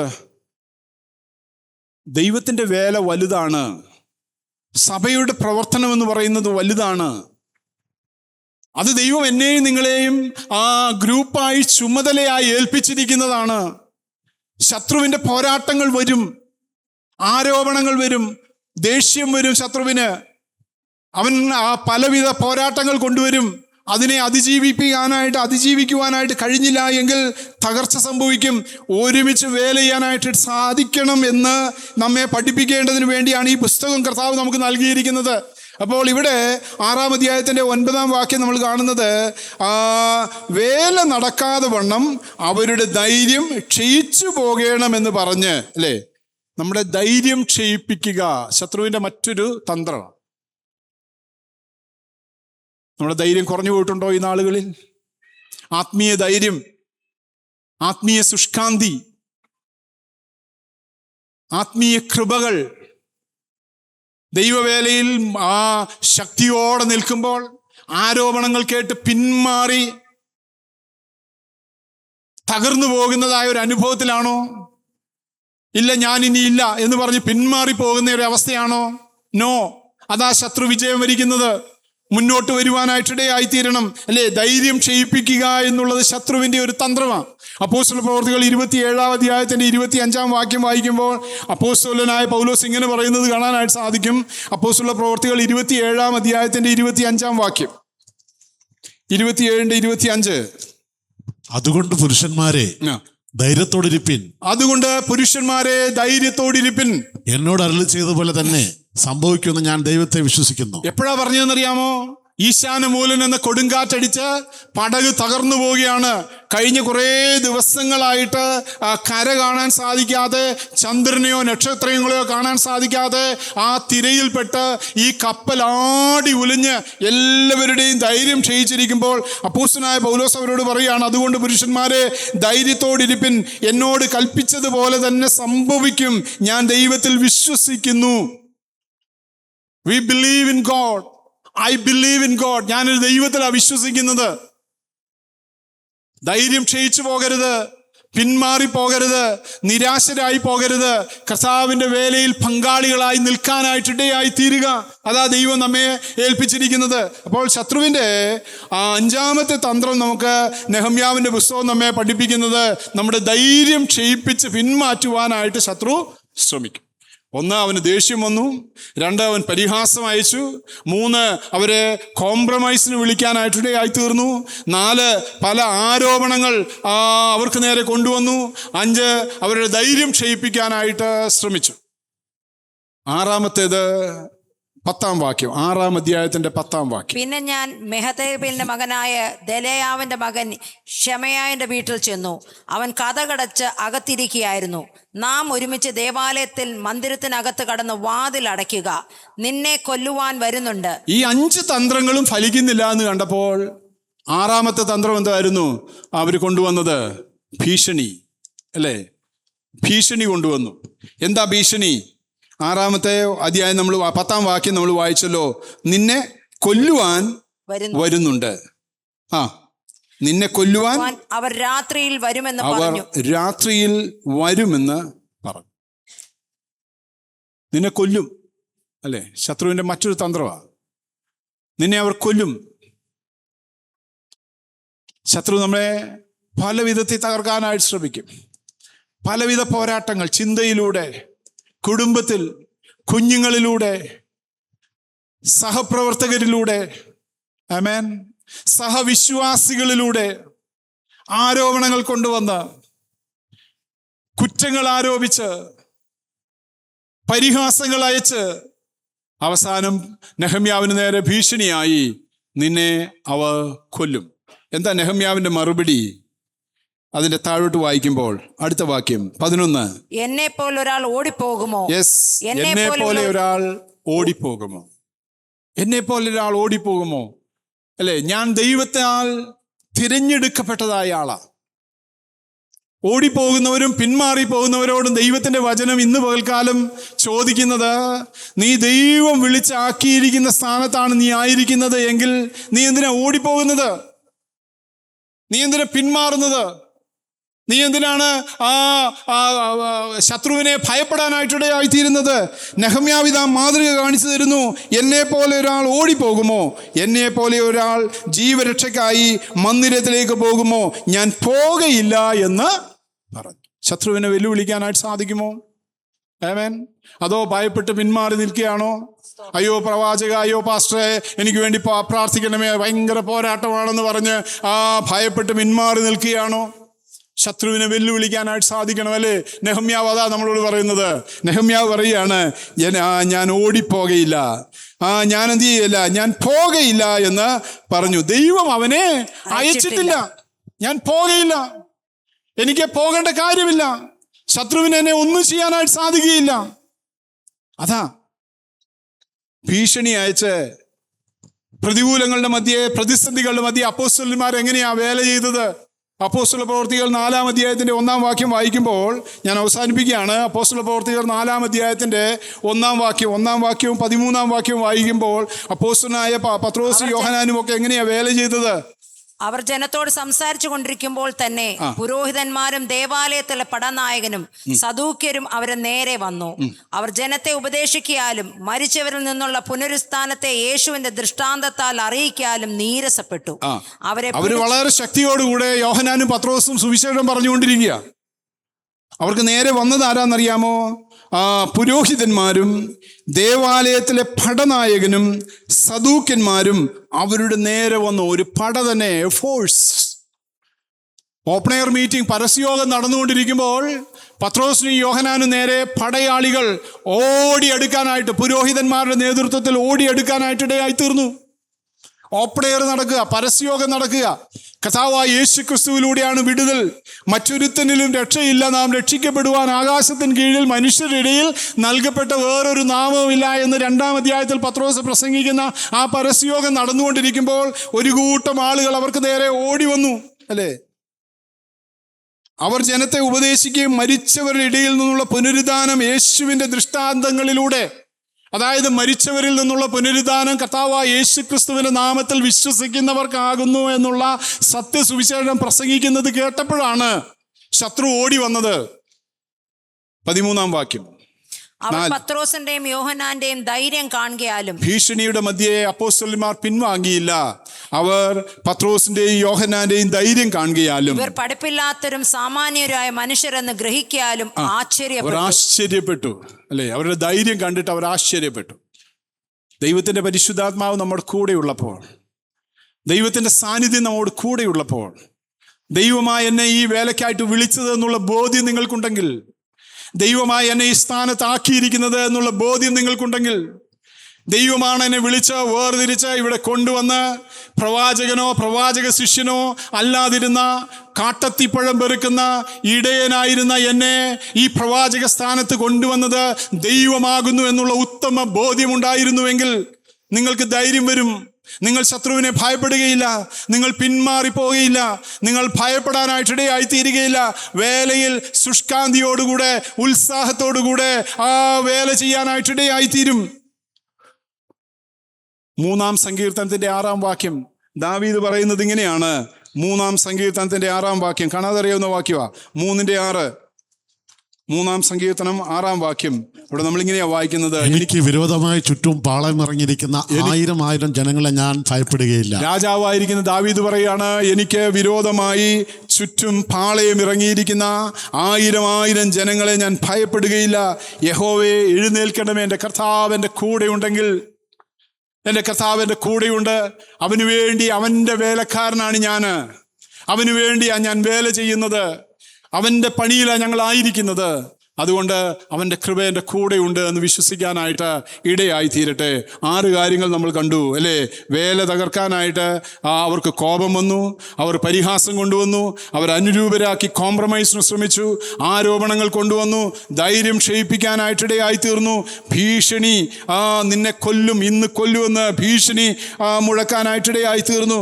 അതിനെയെല്ലാം അതിജീവിച്ചാണ് ഈ പണി പൂർത്തീകരിക്കാനായിട്ട് സാധിച്ചത്. അവസാനമായി 6-ാം അധ്യായത്തിൻ്റെ 12-ാം വാക്യം മറ്റൊരു തന്ത്രം എന്താണ്? തോബിയാവും സൻബല്ലത്തും അവന് കൂലി കൊടുത്തിരുന്നത് കൊണ്ട് അവർ എനിക്ക് വിരോധമായി ആ പ്രവചനം പറഞ്ഞതേ ഉള്ളൂ എന്ന് എനിക്ക് 13-14 ഞാൻ ഭയപ്പെട്ട് അങ്ങനെ പ്രവർത്തിച്ച് പാപം ചെയ്യേണ്ടതിനും എന്നെ ദുഷിക്കത്തക്കവണ്ണം അപവാദത്തിന് കാരണം കിട്ടേണ്ടതിനും അവർ അവന് കൂലി കൊടുത്തിരുന്നു. 6-ാം അധ്യായത്തിൻ്റെ 12-ാം വാക്യത്തിൽ നമ്മൾ കണ്ടത് എന്താണ്? തോബിയാവും സൻബല്ലത്തും അവന് കൂലി കൊടുത്തു, കള്ളപ്രവാചകന്മാരെ ഇറക്കി അല്ലേ? കള്ളപ്രവാചകന്മാരെ കൊണ്ടുവന്നു. ഞാൻ ഭയപ്പെട്ട് അങ്ങനെ പ്രവർത്തിച്ച് പാപം ചെയ്യേണ്ടതിനും എന്നെ ദുഷിക്കത്തക്കവണ്ണം അപവാദത്തിന് കാരണം കിട്ടേണ്ടതിനും അവൻ പ്രവാചകന്മാരെ, കള്ളപ്രവാചകന്മാർക്ക് കൂലി കൊടുത്ത് അല്ലേ? 14-ാം വാക്യം, ദൈവമേ തോബിയാവും സൻബല്ലത്തും ചെയ്ത ഈ പ്രവർത്തിക്ക് തക്കവണ്ണം അവർക്കും നൊവേദ്യ എന്ന പ്രവാചകിയെയും എന്നെ ഭയപ്പെടുത്തുവാൻ നോക്കിയ മറ്റ് പ്രവാചകന്മാരെയും ഓർക്കണമേ. ഇവിടെ പ്രവാചകി എന്നൊക്കെ പറഞ്ഞിട്ടുള്ളതുകൊണ്ട് നിങ്ങൾ വിചാരിക്കരുത് നല്ല ആളുകളാന്ന്. പൈസയ്ക്ക് പ്രവചിക്കുന്നതായ അല്ലേ കള്ളപ്രവാചകന്മാരുടെ ശുശ്രൂഷ, കള്ളപ്രവാചകന്മാരും കള്ളവേലക്കാരും കള്ള ശുശ്രൂഷകന്മാരും BC കർത്താവിൻ്റെ കാലത്തിന് മുമ്പേ തന്നെ ഉണ്ടായിരുന്നു എന്നുള്ളതാണ് നെഹമ്യാവിൻ്റെ ചരിത്രം നമ്മെ പഠിപ്പിക്കുന്നത്. അത് ഇന്ന് മാത്രമല്ല, കള്ളപ്രവാചകന്മാരെ അയച്ചിട്ട് കള്ളപ്രവചനം പറഞ്ഞ് എന്നെ പിന്മാറ്റാനായിട്ട് നോക്കി അല്ലേ? എന്തിനാണ്? ഞാൻ പാപം, അവിടെ ഒരു വാക്ക് കണ്ടോ 13-ാം വാക്യത്തിൽ, ഞാൻ ഭയപ്പെട്ട് പിന്മാറി അല്ലെ? അങ്ങനെ പ്രവർത്തിച്ചെന്ന് ഉദ്ദേശിക്കുന്ന പിന്മാറി പാപം ചെയ്യേണ്ടതിന്. കലപ്പയ്ക്ക് കൈ കൊടുത്തിട്ട് പുറകോട്ട് പോകുന്നവൻ ദൈവരാജ്യത്തിന് കൊള്ളാവുന്നവൻ. പിന്മാറി നിൽക്കുന്ന ആരെങ്കിലും ഇവിടെ ഉണ്ടെങ്കിൽ ദൈവത്തിൻ്റെ വചനം ഇന്ന് പകൽക്കാലം വചനത്തിലൂടെ ദൈവത്തിൻ്റെ പരിശുദ്ധാത്മാവ് പറയുന്നത് അത് നിന്നെ കൊണ്ട് പാപം ചെയ്യിക്കാൻ വേണ്ടി ശത്രു ചെയ്യുന്നതായ പണി. ആമേൻ. ഇവിടെ നെഹമ്യാവിനെ എതിരെ പ്രവചനം അയച്ചപ്പോൾ അവരുടെ ഉദ്ദേശം എന്താണെന്നറിയാമോ? അവന് കൂലി കൊടുത്ത് പ്രവചനം പറഞ്ഞ് എന്നെ ഭയപ്പെടുത്തുക. 13-ാം വാക്യം 6-13, ഒന്ന് എന്നെ ഭയപ്പെടുത്തുക, അങ്ങനെ പ്രവർത്തിച്ച്, അതായത് പിന്മാറി. ഇത് ഇത്രയും 7 പ്രതിസന്ധികൾ നമ്മൾ കണ്ടല്ലോ. ഇത്രയും കാണുമ്പോൾ ഞാൻ പിന്മാറി അല്ലേ? കലപ്പയ്ക്ക് കൈ കൊടുത്തിട്ട് പിന്മാറി. അപ്പോൾ ഞാൻ പാപം ചെയ്യുകയും എന്നെ ദുഷിക്കത്തക്കവണ്ണം അപവാദത്തിന് കാരണം കിട്ടേണ്ടതിന് ആണ് അവർ അന്വേഷിച്ചു കൊണ്ടിരിക്കുന്നത്. ഈ നൊവേദ്യ എന്ന് പറയുന്ന പ്രവാചകിയെയും കള്ളപ്രവാചകന്മാരെയും ഒക്കെ അയക്കുന്നത് കള്ളദൂതുകളുമായി, കള്ള മെസ്സേജുകളുമായി ആളുകളെ കൊണ്ടുവരുന്നത് എന്നെ പിന്മാറ്റി പാപം ചെയ്യിക്കുക എന്നുള്ളതാണ് അവരുടെ ലക്ഷ്യം. അതുകൊണ്ട് ദൈവവേല എന്നെ കർത്താവ് ഏൽപ്പിച്ചിട്ടുണ്ട് എന്നുള്ള ഉത്തമ ബോധ്യം എനിക്ക് നിങ്ങൾക്കും ഉണ്ടെങ്കിൽ, 2-ാം അധ്യായത്തിൻ്റെ 20-ാം വാക്യം നമ്മൾ ആദ്യം വായിച്ചത് പറഞ്ഞുകൊണ്ട് ഞാൻ അവസാനിപ്പിക്കാം. എന്താണ്? അവൻ്റെ ദാസന്മാരായ ഞങ്ങൾ എഴുന്നേറ്റ് പണി. സ്വർഗത്തിലെ ദൈവം ഞങ്ങൾക്ക് കാര്യം സാധിപ്പിക്കും. ഇന്ന് പകൽക്കാലം ആ ചിന്ത നമ്മെ ഭരിക്കട്ടെ. ആരാധന വിട്ട് എഴുന്നേൽക്കുന്നതിന് മുമ്പേ എൻ്റെ കർത്താവിനെ വിളിച്ചിരിക്കുന്നത് മാറിപ്പോകാനല്ല, പിന്മാറാനല്ല, മറ്റുള്ളവരെ നിരുത്സാഹിപ്പിക്കാനല്ല, മറ്റുള്ളവരെ പിന്മാറ്റി കളയാനല്ല, മറ്റുള്ളവരെ ശുശ്രൂഷയിൽ നിന്ന് മാറ്റി നിർത്തിക്കാനല്ല, അപവാദം പറയാനല്ല, ഒരുമിച്ച് നിന്ന് വേല ചെയ്യാനാ. ആമേൻ. ഒരുമിച്ച് പ്രാർത്ഥിക്കാനാ, ഒരുമിച്ച് ഉപവസിക്കാനാ, ഒരുമിച്ച് വേല ചെയ്യാനാ, ഒരുമിച്ച് വേലയിൽ പങ്കാളികളായി തീരുവാൻ വേണ്ടിയിട്ടാ. അങ്ങനെ ചെയ്യുമ്പോൾ സ്വർഗത്തിലെ ദൈവം നമുക്ക് കാര്യം സാധിപ്പിക്കും. ഇന്ന് പകൽക്കാലം എത്ര പേർക്ക് അത് വിശ്വസിക്കാനായിട്ട് സാധിക്കുന്നു?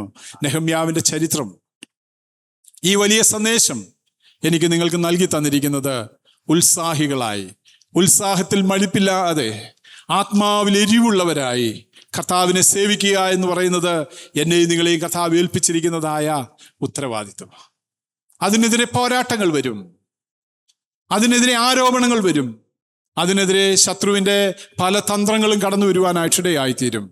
കർത്താവേ, ഞാൻ പിന്മാറുകയില്ല. എന്നെ പോലെ ഒരാൾ എന്ന് നെഹമ്യാവ് പറയുന്നത്, ഐ ആം കോൾ ഔട്ട്. എന്നെ കർത്താവ് വിളിച്ചതാ, ഞാൻ വേർതിരിക്കപ്പെട്ടവനാ, എന്നെ കർത്താവ് ശുശ്രൂഷ ഏൽപ്പിച്ചിരിക്കുന്നതാ.